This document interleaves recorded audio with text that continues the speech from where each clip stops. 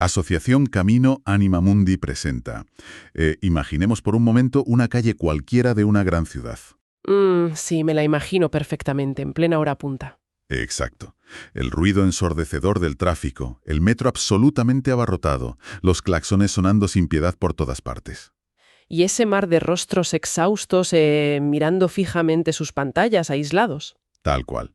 Ante un escenario así, el primer instinto suele ser ponerse unos buenos auriculares con cancelación de ruido, agachar la cabeza y escapar mentalmente a un lugar más tranquilo. Claro, es lo que el cuerpo pide, desconectar de todo.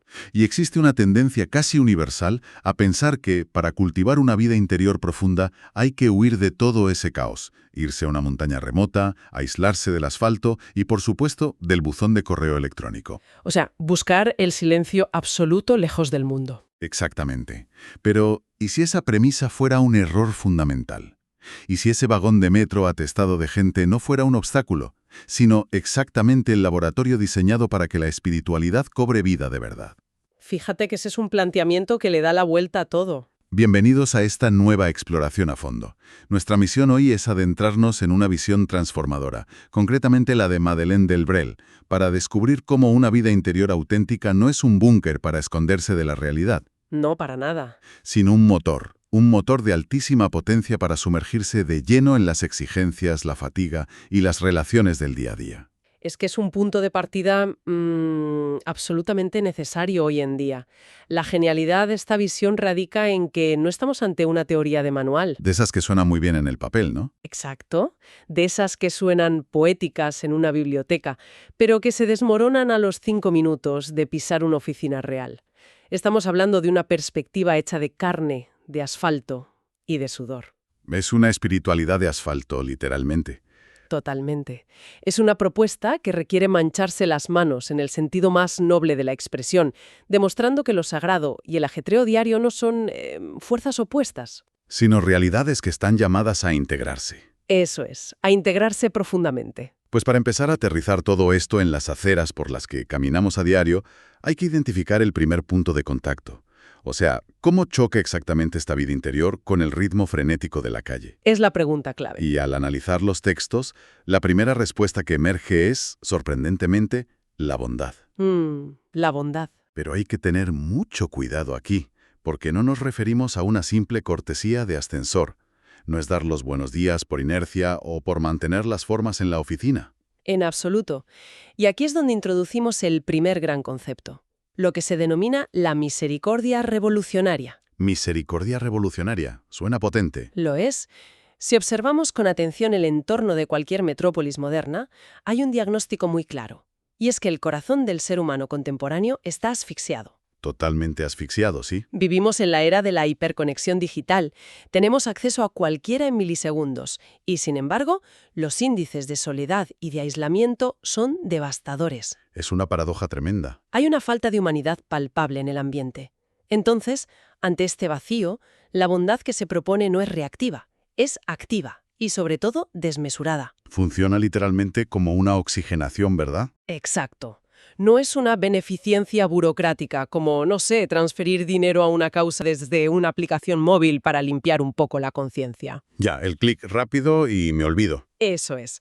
Es un trato personal, directo, que le devuelve al prójimo la certeza de que es alguien único e irrepetible. Vale, vamos a desgranar esto un poco, porque la diferencia entre esa caridad eficiente y esta misericordia revolucionaria es vital. Claro, son enfoques opuestos. La caridad institucional a menudo se siente como marcar casillas en un formulario. Hay un problema, se asigna un recurso, trámite cumplido y al siguiente en la fila. Es muy frío, muy transaccional. Sí, pero la bondad radical de la que hablamos aquí me recuerda más bien a un escenario de emergencia. Es como encontrarse a alguien colapsado en la acera y tener que hacerle una reanimación cardiopulmonar. Exactamente. Es una reanimación cardiopulmonar para un espíritu que se asfixia bajo el anonimato de la ciudad. Y me parece una imagen perfecta porque, a ver, en una maniobra de reanimación hay contacto físico, hay esfuerzo, hay urgencia. Y no te pones a rellenar un formulario antes de comprimir el pecho. Claro que no. Los textos apuntan a que esta bondad debe ser desmesurada como la cruz. No se detiene a calcular si el esfuerzo es rentable o hacer estadísticas de éxito. Se define como el cuerpo sensible de la caridad. El cuerpo sensible. ¡Qué expresión tan física! Sí, y hay un detalle fascinante. Se postula como un idioma verdaderamente universal. Incluso quienes carecen de fe o se declaran frontalmente ateos, reconocen y comprenden este lenguaje al instante. Porque responde a una necesidad humana básica, ¿no? Eso es. Hay una cita textual que lo resume de forma brillante. Dice así: el encuentro con un hombre realmente bueno produce un verdadero fenómeno de oxigenación del corazón. Uf, qué barbaridad. Un fenómeno de oxigenación del corazón. Pero espera un momento, porque los textos también mencionan que esta bondad tiene un peso ontológico. Sí, el peso ontológico. Y a ver, esa es una de esas frases que suenan increíblemente profundas en un aula universitaria. Pero, ¿qué significa ese peso ontológico cuando alguien está simplemente calentando su comida en el microondas de la sala de descanso de la empresa? Es una excelente pregunta para no perdernos en la pura teoría. Que tenga un peso ontológico significa que esa bondad transforma la realidad misma de quien la recibe. O sea, no es un simple adorno emocional. No es solo ser simpático. Para nada. En esa sala de descanso, significa que cuando un compañero está pasando por un divorcio o tiene a un hijo enfermo, acercarse a escucharle de verdad, mirarle a los ojos sin mirar el reloj, le devuelve su dignidad. Le devuelve a la vida de alguna manera. Claro, y en un entorno laboral competitivo, la bondad suele verse como debilidad, como si ser demasiado bueno fuera una desventaja estratégica. Totalmente. Se percibe como ingenuidad. Pero el peso ontológico implica que esa bondad es, de hecho, una fuerza arrolladora.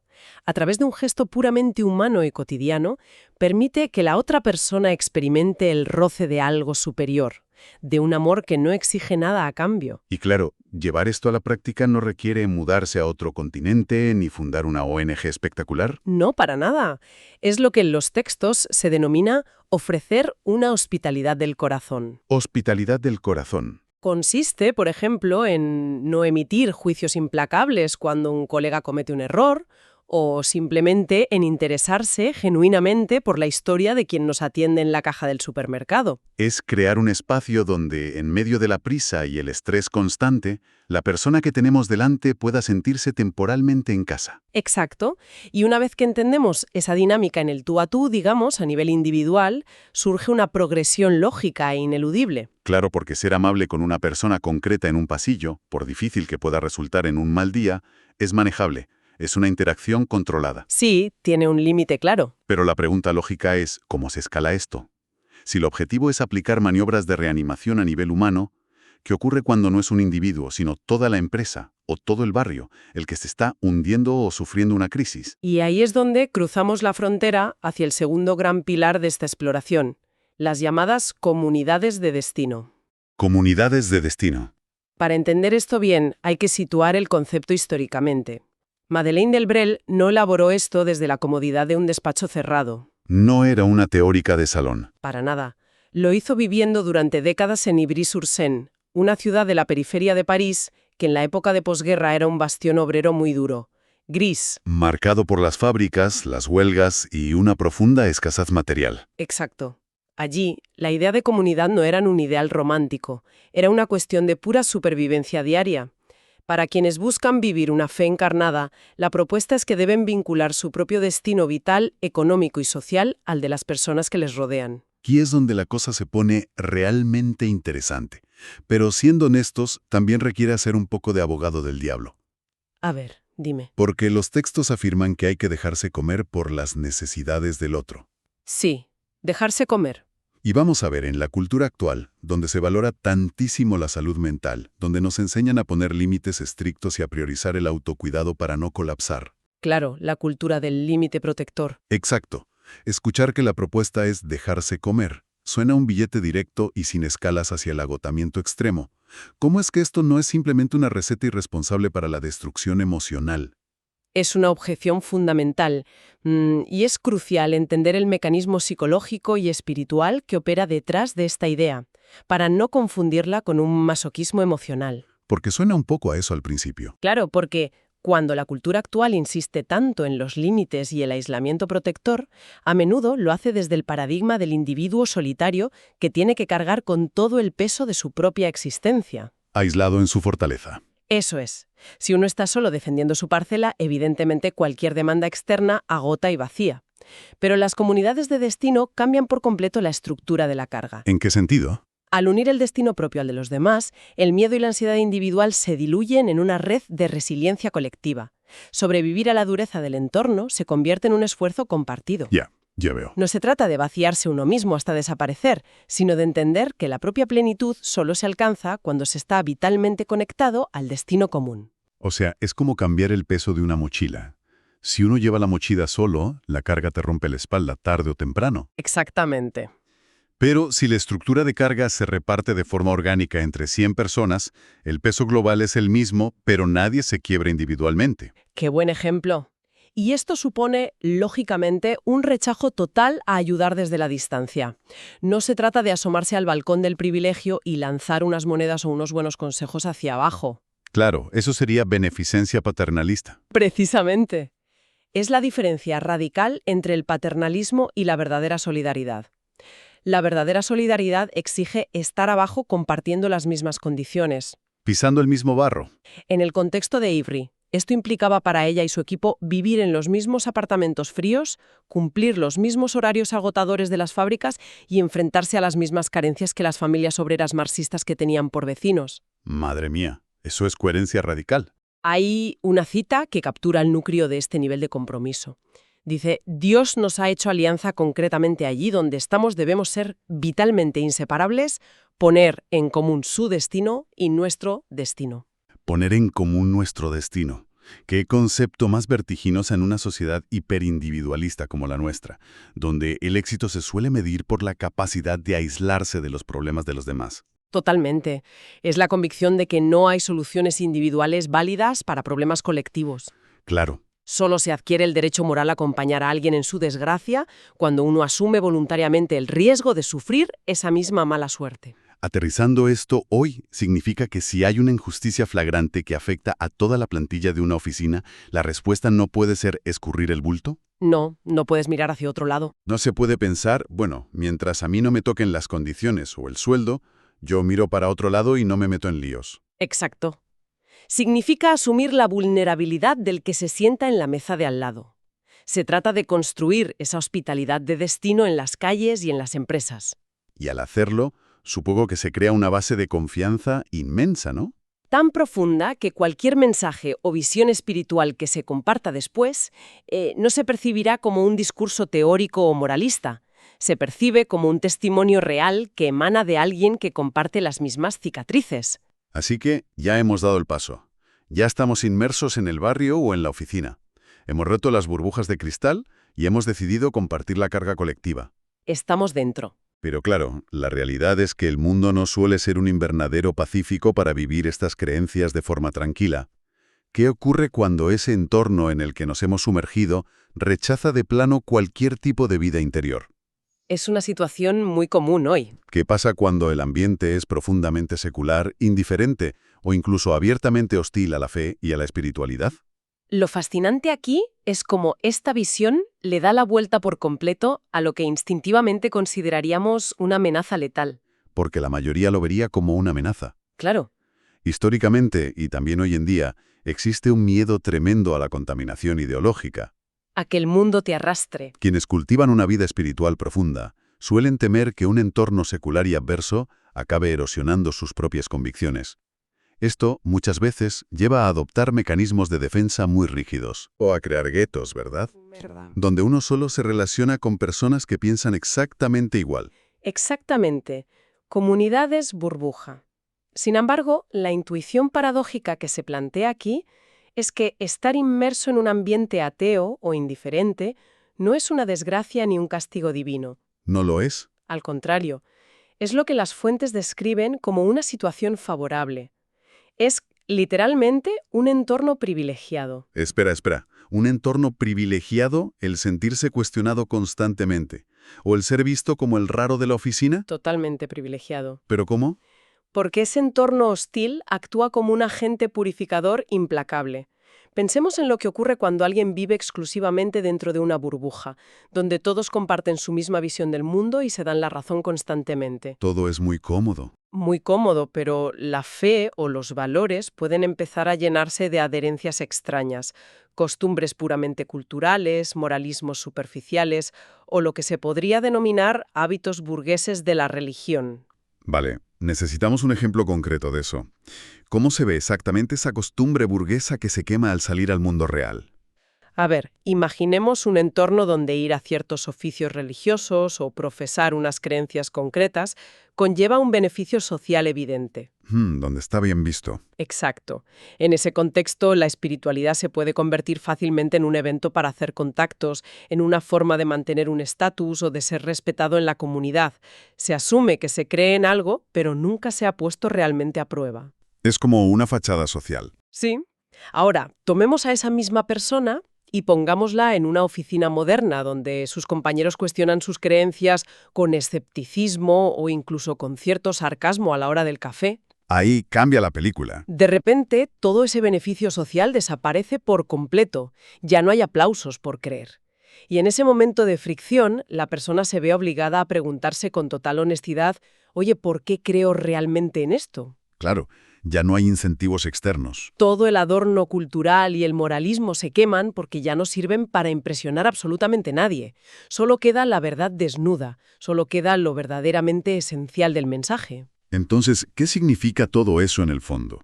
Significa que la fricción no es un accidente que haya que evitar a toda costa, sino el mismísimo motor del crecimiento interior. Exacto.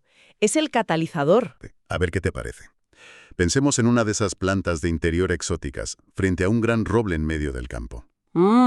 Es una comparación excelente. Porque la planta de interior vive en un clima perfectamente controlado. Tiene siempre sus 20 grados, una humedad constante, abono y ni una ráfaga de aire que la moleste. Y crece rápida y bonita, ¿sí? Crece preciosa, pero su estructura celular es increíblemente frágil.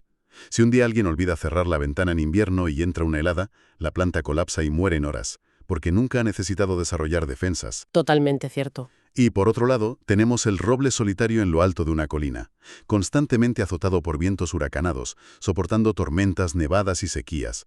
Quien lo vea desde fuera podría pensar que es un entorno terrible para crecer. Un entorno hostil. Hostil al máximo. Pero es precisamente la violencia de ese viento constante lo que obliga al roble a hundir sus raíces muchísimo más profundo en la tierra, para no ser arrancado de cuajo. Es una metáfora perfecta, porque la vida interior en medio del mundo moderno es exactamente ese roble. La intemperie, la duda y el cuestionamiento del entorno obligan a enraizar a una profundidad que jamás se alcanzaría en un ambiente cómodo de invernadero. Es un instinto de supervivencia espiritual. Y ese proceso constante de echar raíces más profundas es a lo que los textos se refieren como una nueva conversión. ¿Una nueva conversión? Cuando se vive rodeado de un vacío de referencias espirituales, uno se ve empujado a redescubrir lo que se define como la inaudita gratuidad de la fe. Inaudita gratuidad, qué expresión. De pronto, la vida interior ya no se percibe como un derecho de nacimiento, una herencia automática o una medalla de superioridad moral frente al resto. Se percibe como un regalo absoluto. Algo inmenso que hay que cuidar. Algo que hay que cuidar y reelegir cada mañana con consciencia. Por eso se afirma con tanta rotundidad, el entorno ateo es un lugar privilegiado para la fe y para nuestra propia conversión. Es un cambio de paradigma brutal. Requiere pasar de una actitud constantemente defensiva a una actitud de profundo agradecimiento. Sí, te cambia la forma de estar en el mundo. Y a nivel práctico, esto nos deja una herramienta mental increíble para el día a día.